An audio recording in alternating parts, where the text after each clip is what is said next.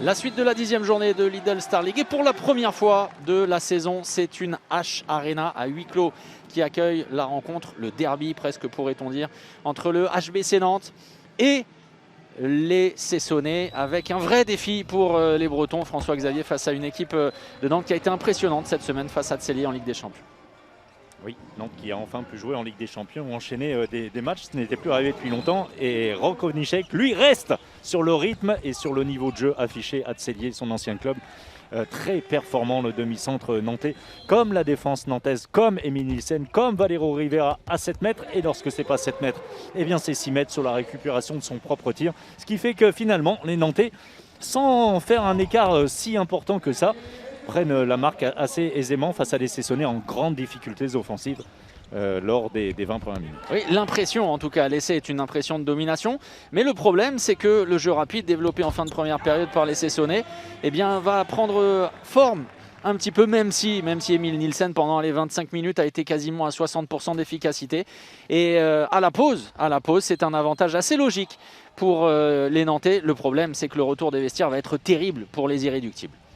C'était la grande question, les Cessonnais qui avaient bien terminé la première période devaient tout de suite montrer qu'ils étaient capables de rester au contact. C'est tout l'inverse qui s'est passé. On est à 19-13. Regardez bien le score, 19-13, 15-12 à la pause, 19-13, 4 minutes 30 après la pause. Et ça a défilé à toute vitesse, malheureusement, en défaveur des Cessonnais qui n'arrivaient plus à marquer tout simplement. En défense, il n'y avait même plus de défense pour Cesson, étant donné que les Nantais utilisaient tout ce qui était utilisable dans le jeu rapide, avec ici à la finition.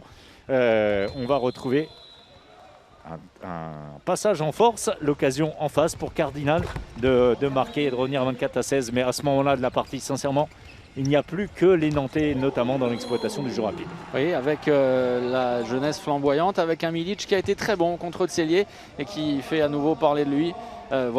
Comme contre Paris, Nantes va dérouler. Nantes à sa main, Nantes facile. Le H a passé une soirée douce et tranquille. Sans doute quelques ajustements à la mi-temps dans les vestiaires, puisque Aymeric Mine n'était pas très content de la fin de la première période, mais ça a été très maîtrisé. 41-21, le score final logique sur ce dernier arrêt. Non plus d'Emile Nielsen, mais de celui qui l'a remplacé dans les 10 dernières minutes. Ça a été le cas, on a vu les jeunes nantais, on aura vu les jeunes Cessonnais, mais il y avait vraiment un niveau d'écart très important entre les deux équipes. Avec un bilan comptable positif.